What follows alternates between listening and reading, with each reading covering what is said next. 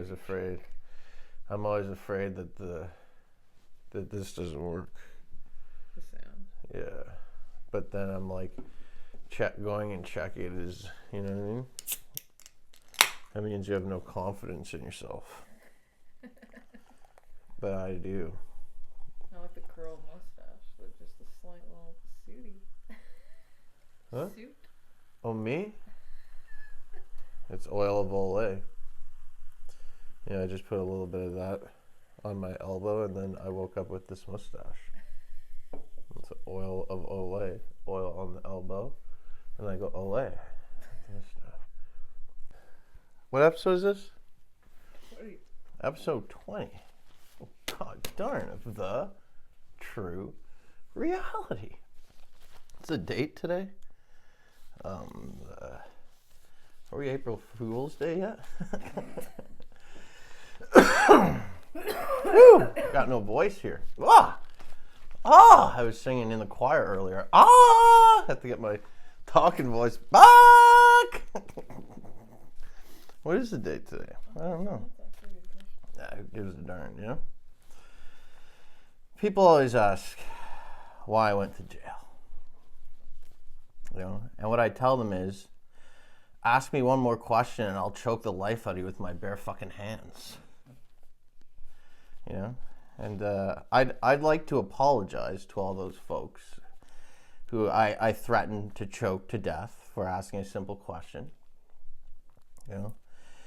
To try and make up for all the pain, you know, I've threatened. I'm gonna tell you why I went to jail now.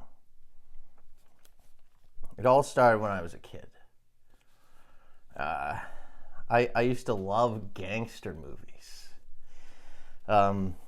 So when I got old enough, I tried to join a gang. But they didn't want me in the gang. You know, they said we don't want any cock smuggling queers in our gang. And I thought, I don't have a clue what a cock smuggler is, but I do love a Sunday game of croquet in the garden. So then I tried to join a queer gang. I told them about my love of croquet on a Sunday in the garden, but they weren't fond of my love of televangelist Billy Graham. I told them all televangelists were cock smugglers, but they just hissed at me and got their bodyguard Jamal to crack me over the head with his blackjack. Dismayed and ready to quit on my dreams, I put a gun in my mouth and pulled the trigger. Good thing I couldn't afford bullets. Next, I put my head in the stove and cranked the dial to 10. Drat. Good thing I couldn't afford gas. Next, I stuck a paperclip in the outlet. Nothing. Good thing I couldn't afford electricity. Next, I tied a noose, with some rope and went outside. Thank goodness all my tree branches had to be cut off, so I could warm my house. Next, I poured gasoline all over myself, and I go to strike a match. Out of matches. What a trip. Then I run a bath and get in, and just before I plug in the toaster, I remember, when I put the paperclip in the wall, nothing happened. And I go, not this time. And I go apply for a job at McDonald's. And on the way there, a guy comes out of the dark alleyway and says, "Hey, honky, want to join my gang?" To which I replied, one, why honky? You're also white. And two, yes, I do want to join your gang. To which he replied, three, I'll gang fuck you, biatch. And four, let's go. Next thing I knew, I was high on coke and meth and shooting at people from the window of a moving car. Bam, bam, bam. You know, I'd gun a rival gang member down, you know. Poser, I'd say. I'd say that to myself. You know, they didn't want that. I didn't want to hear them. I didn't want them to hear me say that. Anyone who the gang didn't like, you know, I'd gun them down. My nickname was Child Killer. You know, because I shot a lot of children. Look, I didn't choose the name. I was aiming for the adults' chests. You know, that's what they teach you in shooting school. You know, and now you're wondering, why does a gangbanger know real shooting techniques? Because, thing is, not only was I a gangbanger, I was also an undercover cop. And apparently, shooting kids' faces off doesn't fall under the wing of poetic right. You know, I told the judge they were gangsters' kids. He said, "Look, buddy, child killer Smiles, you're a rat and a no good, low down son of a cop killer. I'm putting you away in the deepest, darkest depths of the prison with the darkest, dirtiest, serial killerist psychos on this side of the river Styx." To which I replied, "Oh, drat." And the judge laughed. and I wore a solemn mask. But inside I smiled. Because what the judge didn't know is I had memorized how to win friends and influence people word for word. And not only was I exactly where I wanted to be, but every single player in my plot had fallen helplessly into my trap.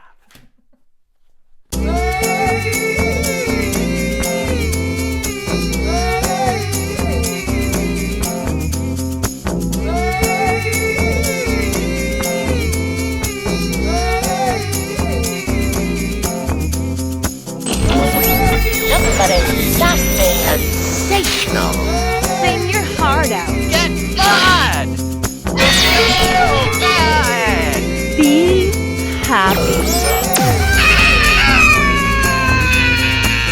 You have the right to remain silent. Shut up! Anything you say will be used against you. Against you. Against you. Against you.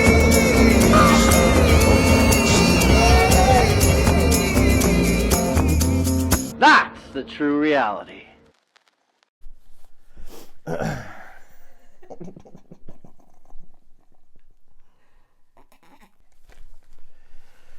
hell?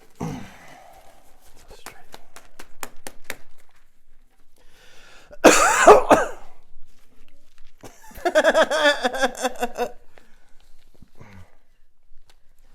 I asked ChatGPT, what's the difference between a troll and a stalker?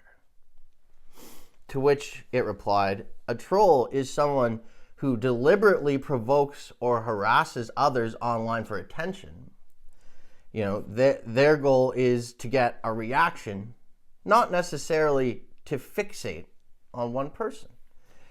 While a stalker, on the other hand, is someone who obsessively follows, monitors, or harasses a specific person, often with a personal motive.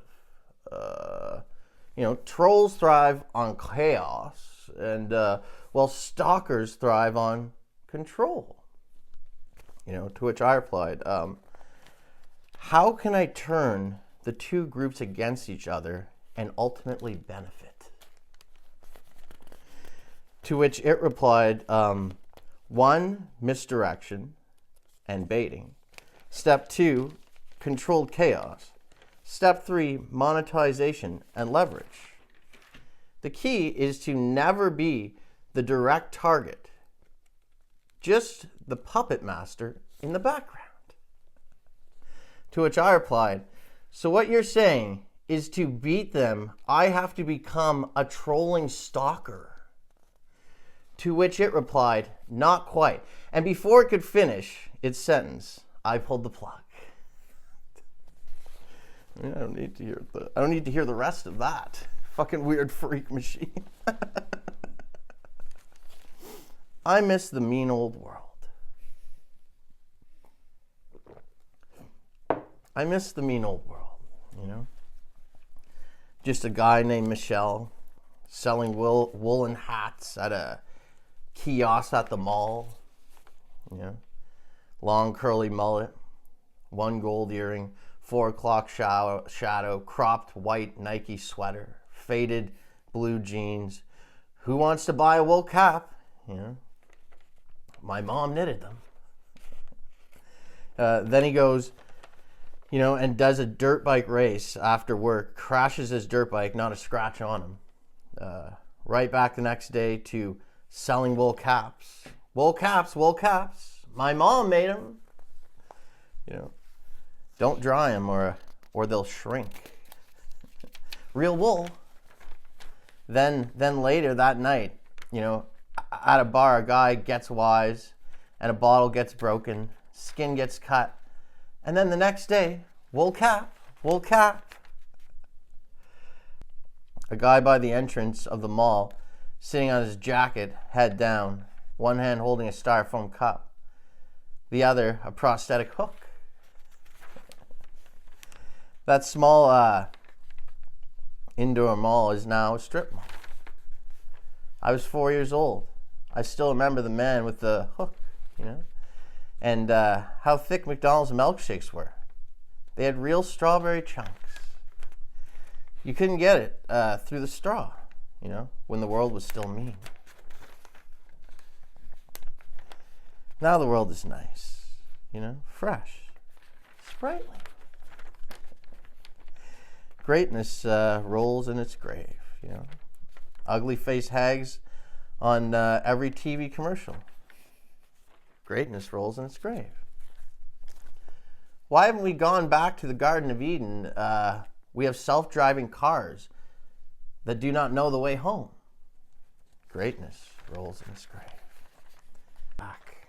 That was like a little aside of that was like, that doesn't feel funny anymore. I think this fellow tried to slip in a few poems. All right, back to something that's funny. Sometimes I show my cat videos of himself as a kitten. You know, it's crazy. He doesn't even recognize himself. You know, I always share wisdom with my cat. You know, I told him the other day, you never want to be known as beautiful and smart. You know, but smart and beautiful. He laughed. I laughed. He took a nap. I lay there with my eyes open, thinking, you know, thinking about hidden codes that must be lingering in newspapers. You know? And whether it's better time management to stop the existence of newspapers or crack the codes.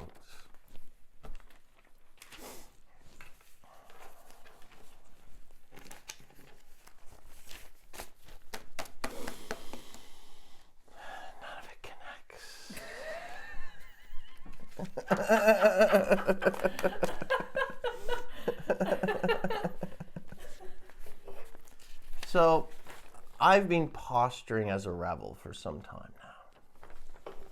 You know, maybe, I don't know, all my life. And it's time to come clean. I'm not a rebel. You know, I'm just a guy who watched all the comedy movies and listened to all the comedy CDs and read all the comedy books.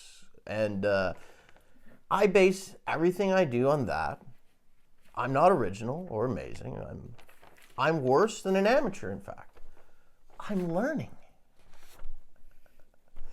So there's no way I could be a rebel.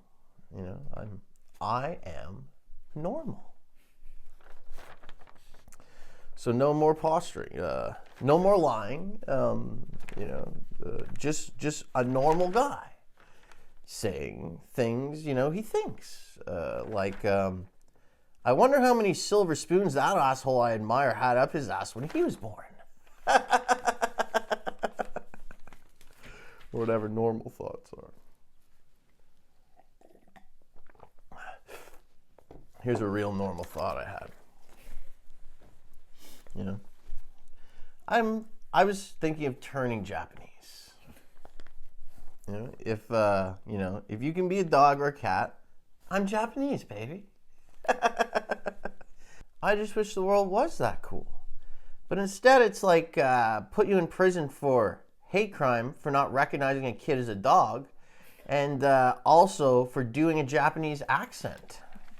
And that's just not fair. And honestly, I think that's what the plus in the LGBT plus stands for. People who are fed up with their race. Almost everyone alive would become black overnight if it was allowed. Black people would stay themselves.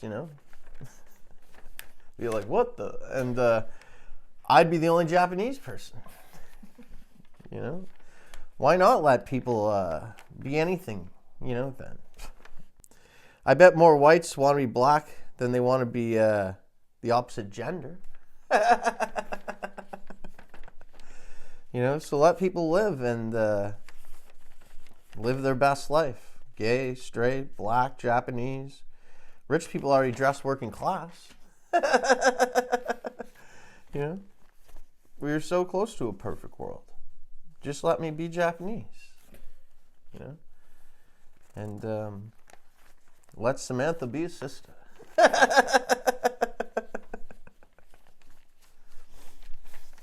God. Darn! I keep feeling like sometimes I'll start doing my voice and I'm talking, I'm like, was I whispering the other part? Was I just thinking the other part? Like I'm starting to think, was I just thinking part of this? Fuck. I must have did sativa or something. I keep thinking things, I'm like, did I just think it? The main problem with being a male feminist is you're slowly morph into a, see, I can't even speak. The main problem with being a male feminist is you slowly morph into a pickup artist. As you program yourself to say things women expect. That's dangerous, you know what I mean? It's like, I know exactly what you mean.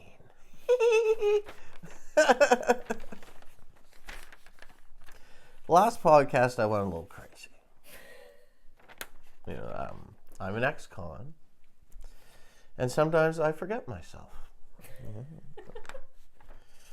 I get in prison mode, as Yannicka calls it. That night I awoke to Yannicka standing over me with a syringe filled with sedative, shaking her head. What did we talk about? Never go into prison mode. And she's right. And I'm sorry for turning into a prisoner on everyone. I lost 2 followers. And rightfully so. Prisoners are losers.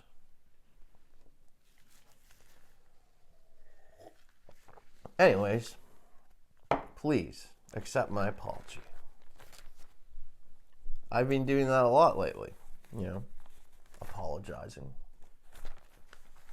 I keep trying to make friends. And every time I get close to someone, well, I end up robbing them, or pimping them out. Don't tell my PO. Like this nice lady, Susan, I met who sells bread in the market. Me and her got to talking, and this one day, and we really started kicking it off. I thought maybe this 52-year-old lady, ex-bus driver, can be my pal. Men and women can be friends, of course, but no cigar. Before I knew it, I had her on a chain, playing fetch on the dirty back streets. I apologized to her, then collected my pay. I always collect, by hook or by crook. And that's why it's hard for me to make friends, because I always collect. Sometimes I, look in the mirror and I think, what are you, some kind of devil? Look, if you want to be my friend, you have to understand, my life is on paper. And you have to be super hardcore, you know what I mean? If you want to be my friend, you have to have either killed, pimped, kidnapped, held up a store at gunpoint, you know what I mean? But also have gentlemanly tendencies, like a character from a good character from like an Oliver Twist kind of story, where you will always have honor, you know what I mean? But also you have to have won in a bar fight against 6 guys and 5 of them didn't make it, you know what I mean? Sure, you were banged up, but you should have seen the other guy. So if you want to be my friend, I'm sorry. Because every time I try to be friends with someone, it's like I wake up the next day, there they are, like, some kind of pattern on a chain by the neck. You know what I mean? And they're like, why? I go, I can't help it. Your neck just looks so chainable, and so on and so forth. So I went to the unemployment office, and the social worker asked me what kind of job I was looking for. I told him beatboxer. He said, beatboxer? To which I replied, the man smiled. I said, what do you think? He said, I'll tell you, but let's talk in the hall. I jumped up and walked through the door, and bam, the door closed behind me. I turned back to the door, like, I was like, hey, just tried knocking on the door. Hey, man.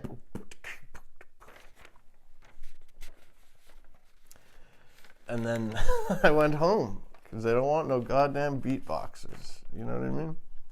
It was always my dream. That made me so fucking pissed, because I always wanted to be a fucking beatboxer. So instead, I joined the army. I don't know if I ever told you about that, but I got kicked out almost as fast as I joined. Turned out it was the Salvation Army. And I was wondering how pricing used articles of clothing was part of battle strategy.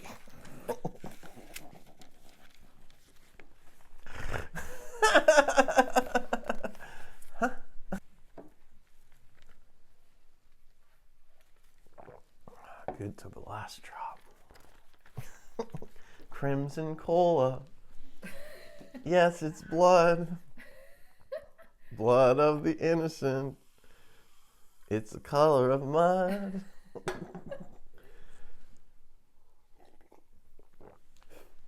I'm heavily sedated.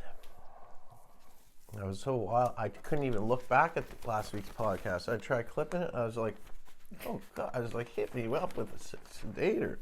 I was like, sedate me, Hanukkah. If you can't tell, I'm talking kind of quiet this episode. Lots of sedations. So imagine the phone rings, and when you pick it up, it's the Grim Reaper. He says, either you die now, or I take one of your blood relatives. What do? I say, take someone I've never met. Sorry. In case there's someone I'm related to watching who I never met before, you know what I mean? Can someone you're related to stalk you? So, I still have 4 feet of snow. Isn't that cool? I'm still thinking of taking up snowmobiling this year, or making a hockey rink. Other people are, at the beach with hot dogs,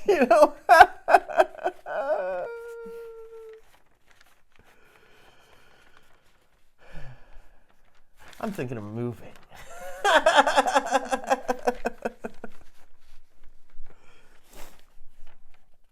As a guy who was born, I have to say, I've been napping more.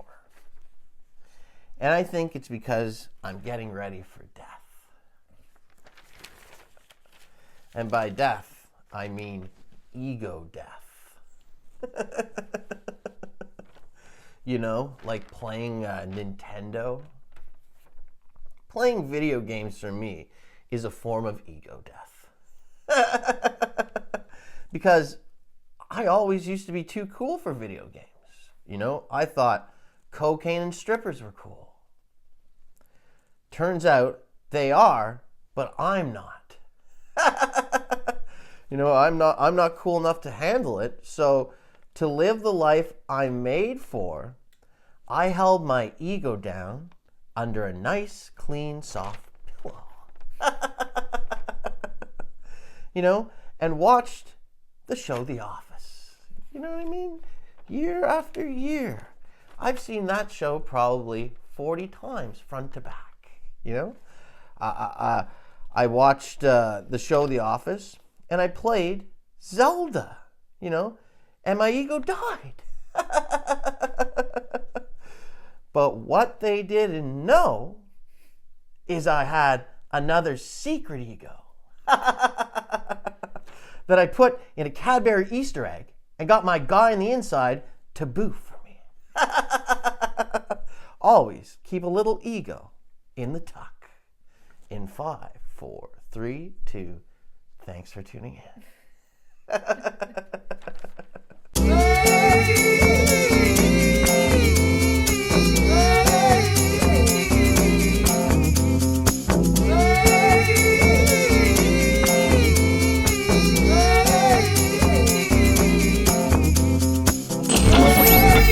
Somebody stop me! Sensational! Sing your heart out. Get mad! So bad! Be happy. You have the right to remain silent. Shut up! Anything you say will be used against you. Against you. Against you. Against you.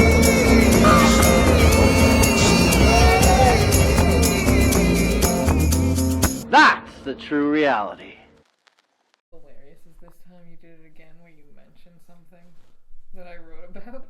Oh God, I'm a psychic. Didn't you see the episode where I said I'm a psychic? And you are. You'll see. And it's the most obscure thing too. Yeah, but you forgot the punchline. You're thinking, no, I'm not. So what is this? Episode 20? That's right. Oh my gosh. It's just coming along. That's 20 weeks. You know what I mean? We're almost at the end of the season. That's like half of a year sentence. You know what I mean? And that's kind of how podcasting feels. It kind of feels like going to prison. You know what I mean? It's like a sentencing. Because you got to like push through being not good at it for a long time. And you don't know if by the end of it you're going to be any good at it. You know what I mean? Just like when you're in prison, you could push through, be a really good prisoner the whole time. And then when you come out of prison, doesn't mean someone's just going to give you a job. You're like, but I did good in prison. They're like, yeah, but you wore the friggin' the prison blues, my friend. You know what I mean? You're not working in this establishment. You're not working at a baby's toy store. You know what I mean? They won't give you a job nowhere. You know what I mean? Well, you're a prisoner. You're like, can I get a job here? What is the job? Oh, I'm just going to clean the inside drawers of people at the old people's homes. I don't know if that's a good job for you, prisoner. They don't give you no job, those. The working world. And that's what podcasting's like. You think of it. You do 100 episodes of a podcast, right? And there you are. You still suck. You know what I mean? And everyone's like, you're fucking crazy. Everyone's like, bitch, You know what I mean? Pulls the rug out from under you. You go to meet them at a podcast studio, and they pull the rug out from under you. You know what I mean? Someone you thought was your friend, and they come out with bats, or in French, bâton, and they back you over, whack, whack. You know what I mean? You thought they were your friends. They beat you down. You're supposed to be your friends, but they're not, and they beat you up. And like, you know, everyone I ever thought that was smart, they said, don't ever trust anyone. I thought that I should have listened. I was like, yeah, but no one beat me with bats. You go to the podcast studio, they beat you with bats, just like in prison. And so people think, oh yeah, making a podcast is easy. Not if it's going to work, because you get there at the end of the year, you get released from your year sentence. That doesn't mean you're going to be good. You know what I mean? How do you know it wasn't Russian bots all along? Pretending to be your friends. You never met them in real life. You know what I mean? And then they say, you're my friend. You say, yeah. And then, pow, over the head with a baseball bat. So you have a couple questions for me today?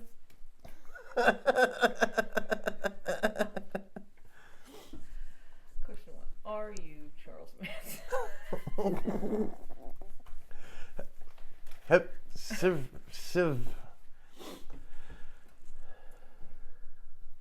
I don't like drugs, you know what I mean?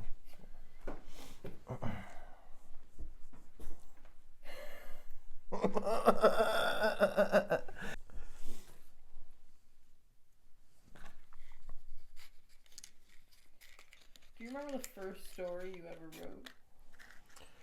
First story I ever wrote.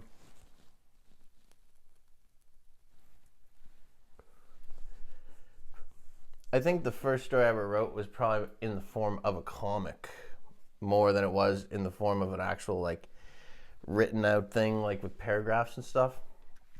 And I've always kind of made comics, you know, and I would just, they're more like picture comics, and I'd write like a 1 or 2 words. I write like bang, or you know what I mean? I'd write like, you know, that. But yeah, I made a few comics.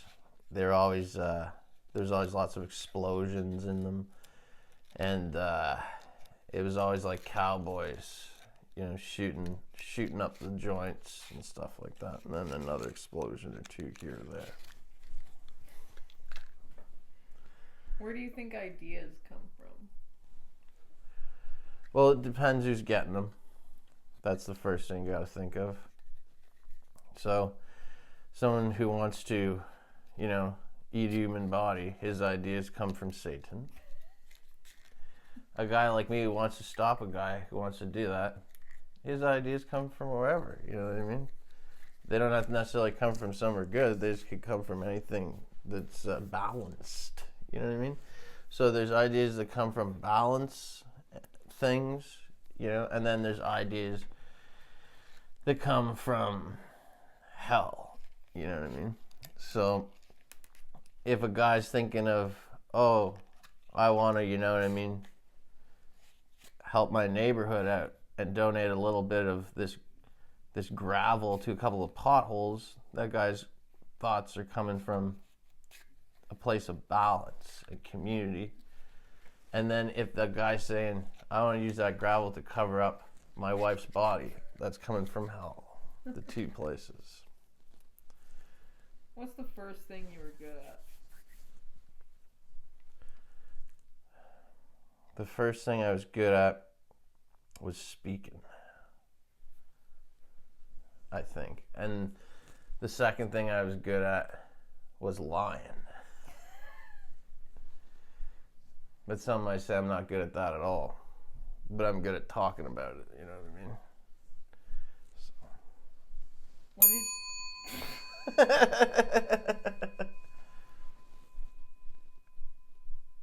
When did you first start doing voices? I first started doing voices when I used to play with my action figures, you know, and I would make up all these cool different voices.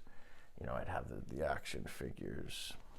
And the important part about playing action figures is you always want them to match, you know, so you'd always have You'd always want to have the G.I. Joes with the G.I. Joes, and the Ninja Turtles with the Ninja Turtles, and the superhero toys with the superhero toys. And so you'd be going, this is this. Well, this is that. This is this. And you'd be doing all that. And that's probably where that started. Is there a coming of age movie or a kid movie that's close to what childhood looked like For me, or childhood in general? for you? Oh, for me? Yeah. A movie that's kind of like my childhood, it'd be something kind of like the movie The Outsiders. What's a skill you wish you had? Pickpocketing. Instead, the only skill I really have is disturbing the peace. Being a nuisance, you know? Is there a rule every man should live by? Yes, the main rule to live by is every wise man knows he knows nothing. What's a movie everyone should see? A movie everyone should see would be probably Moby Dick. That's the best movie probably ever made. The one with Gregory Peck. Yeah, exactly. Does fate mean we have no free will? I don't know much about fate, but what I know is I've had this one idea sort of jangling around in my head that I don't know where I first heard it before, but it's that we might all have a destiny or fate, but kind of the more you can see where you're headed, the more likely that you could bang on the walls as you're going there and sort of change the direction at least, you know? And if not, maybe loop your destiny into another zone while you're still going before it's getting to where it's going to be. You're changing your destiny. Yeah, your destiny, child.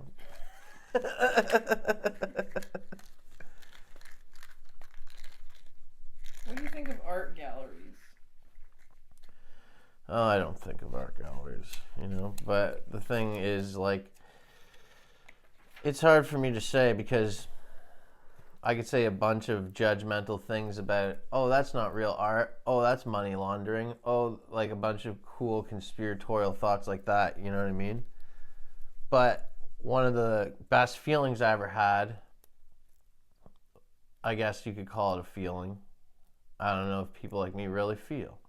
But anyways, so there I was going to this cool movie store, this film store that had all like underground movies and things like that. And I went in there to get a cool movie, you know, maybe a documentary about schizophrenics or something like that. But I went in there, and inside of this cool gallery where everyone cool in my whole city would go, there was, you know, there was an, I don't know how you say, art display, you know.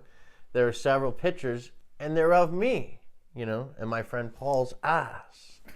But there I was, hanging in an art gallery, so to speak. And I was like, you know what? When I'm hanging in the art gallery, art ain't so bad, actually. All along, here I am saying I'm not a fan of art. But then when I see myself, you know, literally just there and hanging in the art gallery, I'm like, maybe there's something about this art thing. Would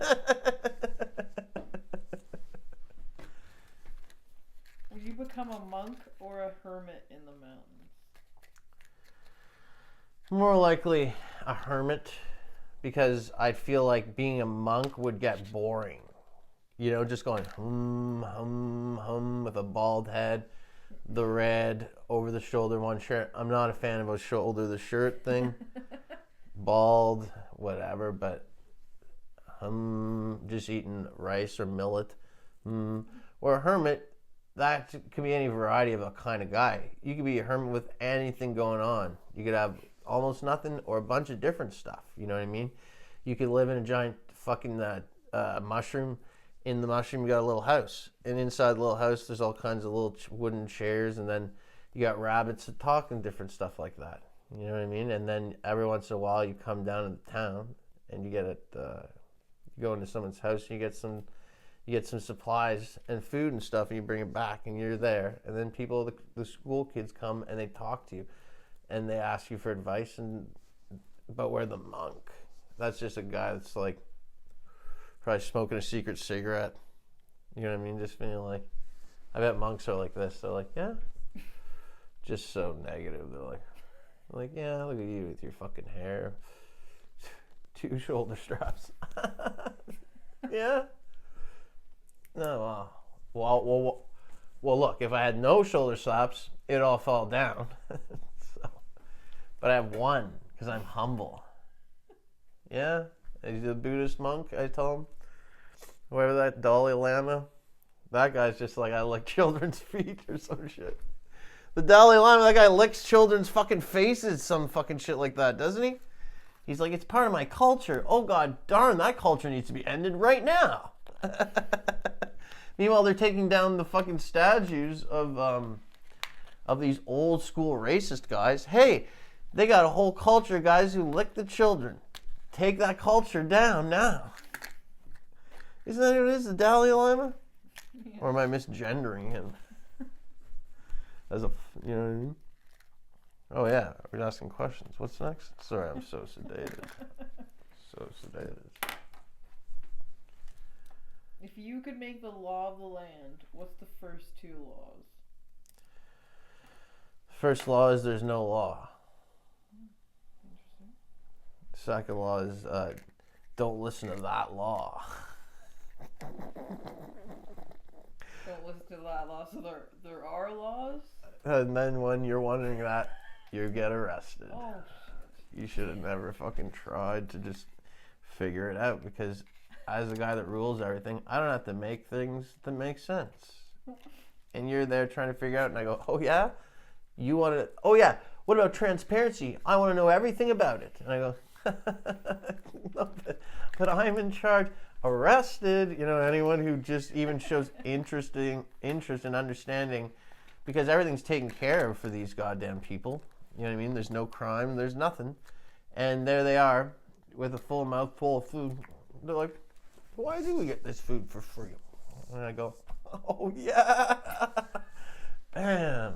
And you don't even have to know what happens next. But that's why I set up the main laws that way. So it's like if you're even going to think about the laws when you already got everything good and perfect for you, it's because you're thinking of a way to bend them a little bit more for your benefit. And that's not happening in my Canada. You're going to goddamn prison straight away if you ever try to bend the goddamn rules, sucker. Yeah? You already got free millet. You already get a free bus pass and $730 a month. You're on welfare. And you better be goddamn happy, because in some countries, you go to the welfare office and they bash your head in with a fucking big heavy stick. You know what I mean? But you're here in Canada, and you better be goddamn happy that you get this $700. It's your cousin Mary at the welfare office. What's next? So I asked ChatGPT to tell me some insane facts. Okay. Give us your immediate reaction to some of these. These are true, real things. Apparently, bananas are radioactive. Yeah. So not a huge amount, right? Okay. When I looked it up, you'd have to eat about like 5 million to 10 million bananas at once for it to be harmful. But they are radioactive. The funny thing is that whenever you say that, anytime I hear bananas now, all I instantly think of is just the video of Zerka's face really close up going like, no one here has ever eaten real bananas before. And I always go, oh God, darn it, and I switch it away. But I always see that video probably 72 times a week. No one here has ever eaten real bananas. And then it's some other fellow going, oh really? And then he's like, if you had a real banana, you would be a genius or some shit like this. I'm like, oh god darn, I thought I switched the video away.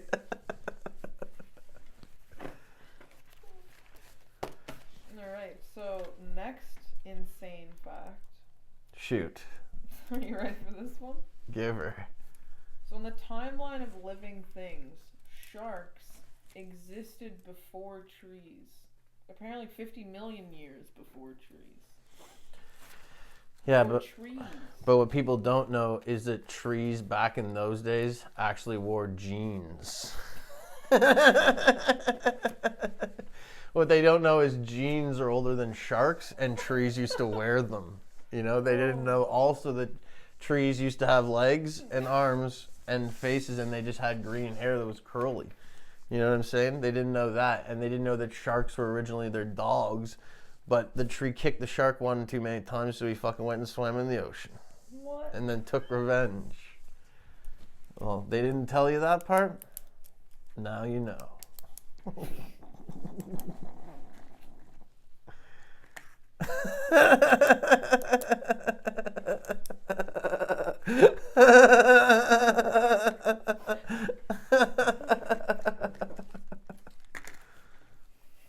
And lastly, let's see what you can do with this one.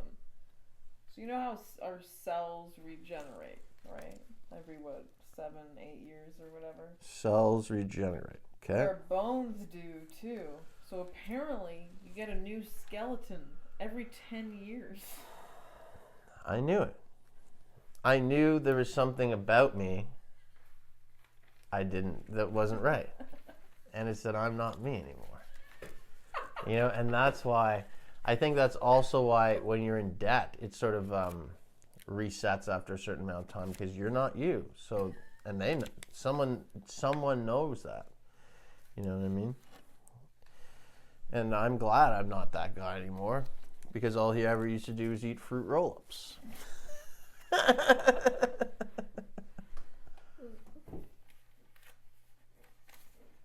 right, and this was actually interesting. So I asked it for insane facts, and I just kept asking it for more.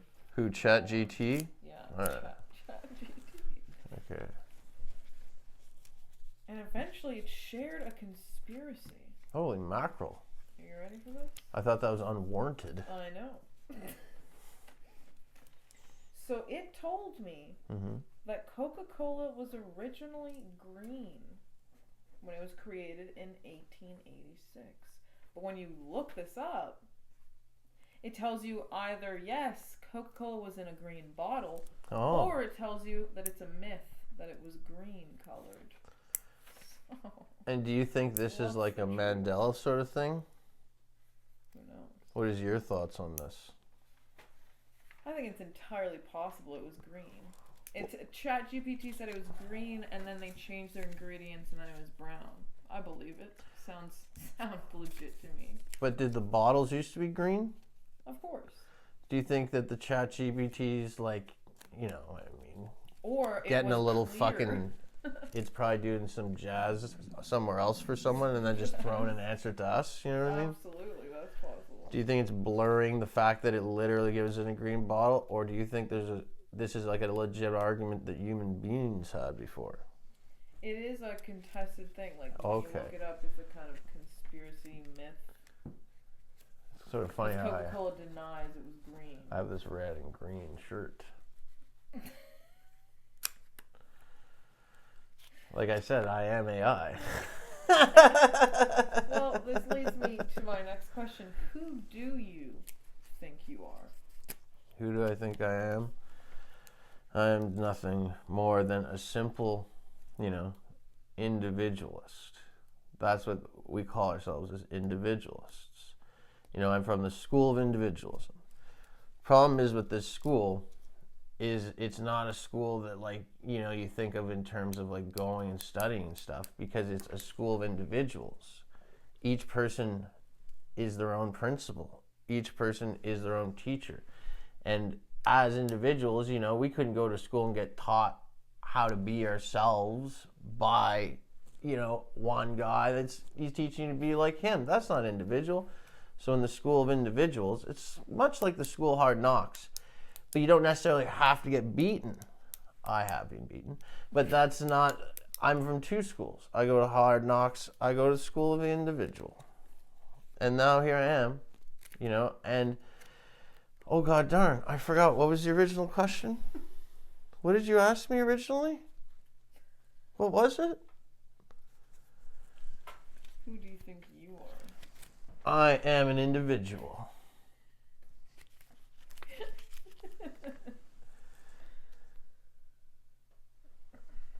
Now, tell us, how do we prepare for the future? Oh, fuck. I thought that was the end of the show. No, I have 2 more questions for you. All right. How do we prepare for the future? How do we prepare for the future? All right. First, BAM! You know what I mean? Always be ready. Always be ready. That's if you don't have that first step, nothing else matters. Just dead. Yeah, because all these suckers will come along with, oh, get like a runaway bag or whatever they call it, a rucksack or what's it called, a bug out bag. Get this big, oh, get a weapon. Oh yeah, have a shotgun in a vault. All these things. But if you don't have, BAM! Down and fuck. Yeah. Whoof. That's the first part you get down. Oh, hello, hi. I was just wondering, do you have batteries? You already saw that there's batteries, but they're at a lower. Yeah, sure. They go down over the cash. Yes, on the headlock. Where are the rest of the things? You know, if you're not ready to do that, you're not gonna fucking survive the future. What was the question? You survive the future? Would you be ready for surviving the future? You gotta be a mad dog, ready to bite. You know what I mean? You can have all the book learnedness. I was book learned. I forgot it all. You know, as easy as I forgot French. I knew French from the age of probably when I could speak until 6. Then I didn't speak anymore, and then I didn't know French. So, you know, then I went to school, unlearned that. Then I learned book learning, unlearned it all. I'm here today, an individual. The closer you can get to being yourself is unlearning it, right? We're getting close to the end here. We got 4 more episodes or so. This season's over.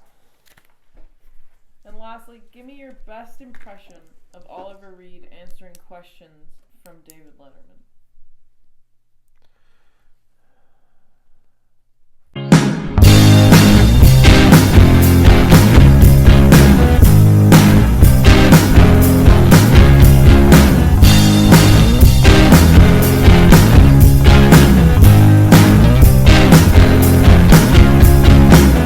Oh God, please tell